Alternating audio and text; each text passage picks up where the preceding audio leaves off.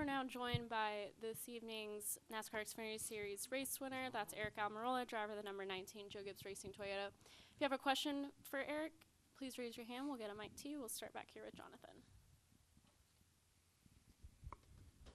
Jonathan Field, the racing experts. Aric, what were you thinking just through the overtime when Allgaier kind of washed up and then everything afterward? Well, when we went off into turn one, it was just a contest of like who was going to lift first, right? And so we both drove it in way too deep on 60-lap old tires, and I knew that him being underneath me, he was going to have his hands full, and he did, and he was really loose and kind of chased it all the way up, and I was trying to give him room, but the more room I kept trying to give him, the more he was sliding up into me, and we pretty much ran all the way up to the fence.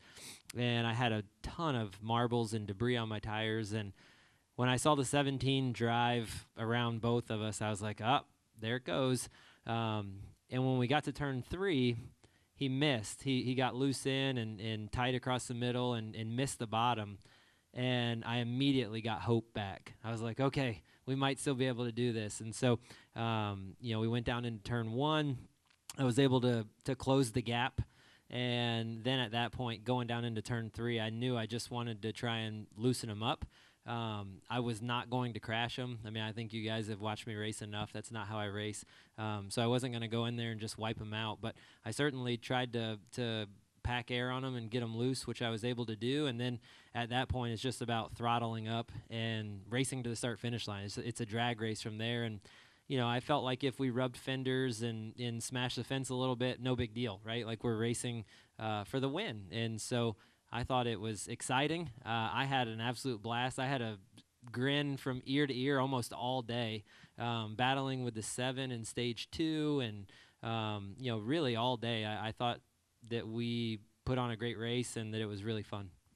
To follow up on that, you and Justin Allgaier came up around the same time as young guns, and now you guys are both fathers, kind of the older guys. I don't want to call you old, veterans and whatnot. But I'm old. For the sport's sake, I'm old. Yeah. Yeah. I mean, what is it like racing with him, and what's the relationship you guys have?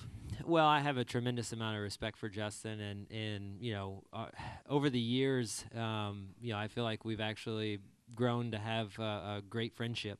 I respect him a lot, but our families get along. Him and Ashley and the girls.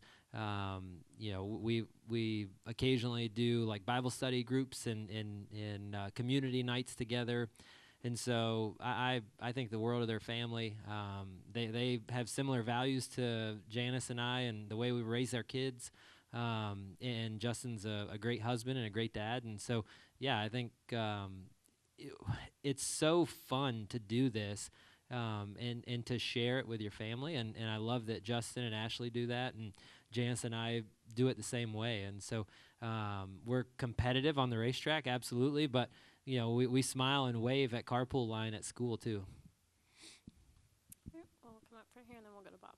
Eric, Cooper Burns, Cronkite News. I heard you mentioned about the marbles on your tires. Did you notice before that final restart that they had started blowing some of those marbles, because Justin had mentioned that they were blowing them right to the middle of the racetrack? Yeah, they did, which is unfortunate. Is a challenge to get your tires cleaned up because they had blown so much of the debris from in the upper grooves down into the racing groove. But I felt like I did the best job I could to get my tires cleaned up coming to the restart. And honestly, going down into 1 on 60-lap old tires, I knew it didn't matter how clean you had your tires. I was going to have my hands full. We both were going to have our hands full. And, I think when I got all the way up against the fence in 1 and 2 and got marbles all over my tires, it was like, please just clean up in 1 corner, right? Like if it takes 2 corners, it's over. The 17 wins.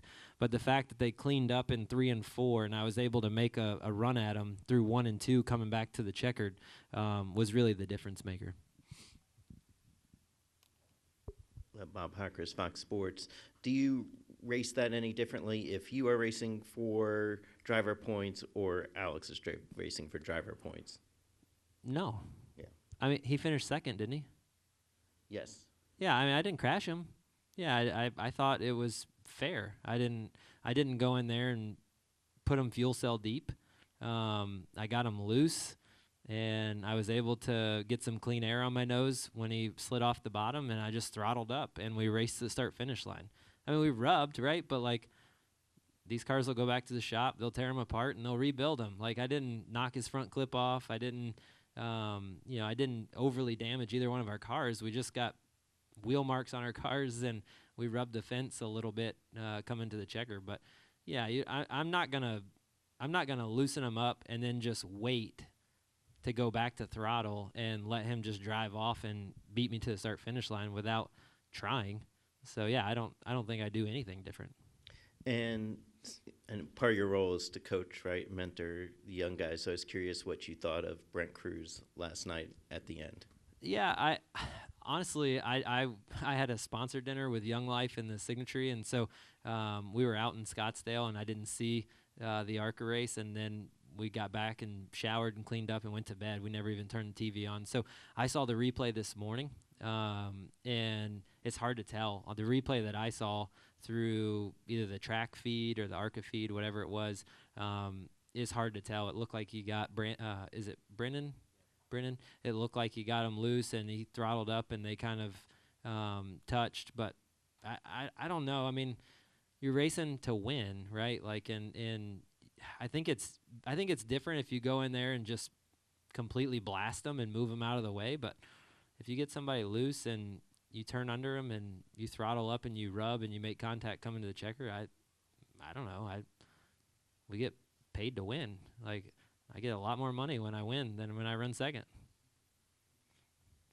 Any additional questions? Okay, we'll go to the back. Noah?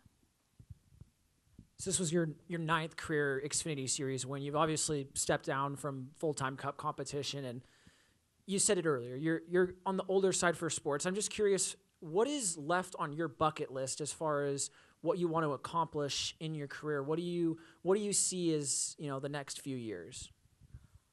I have nothing left on my bucket list. I mean, I just want to keep having fun. I feel incredibly blessed to have this opportunity to run part-time. I mean, a lot of people don't get to do this, honestly. There's a lot of guys that would like to, but it's hard. It's hard to find the money to do it, and I had reached the point to where I was done. I mean, I've talked about that a lot with all of you in the media center. Like, I was done with the grind, not only of just racing 40 weeks a year, but the grind of constantly, trying to find sponsorship and the dollars to put on the race car to make it all work. And so these last 2 years have been so enjoyable because I just get the opportunity to go race, right? And coach and the team at Joe Gibbs Racing has handled all the other stuff. And I just show up, my helmet's hanging on the helmet hook, and I get to throw it on and get in a competitive race car and race to win. And I am having the time of my life right now. And the fact that my family gets to share this with me and my kids are old enough to remember all of this, like, this is huge. And I feel so fortunate, so blessed, and so grateful to be doing it like this. I've laughed and joked about it, but it's true. It's such a soft landing into quote-unquote retirement, right? Like, I heard Jimmy Johnson say after he retired that the hardest part about retiring as a race car driver is that a musician, they can retire from going on tour, but they can still pick up a guitar and strum it. And for a race car driver, that's not really the case, right? Like, when you retire, that's it. Because it's so expensive to go, even to go run a late model race. Like, it's expensive. And so for me to have this opportunity to still race and do what I love to do, because I love driving race cars. It is my number one passion, for sure, especially competitive race cars.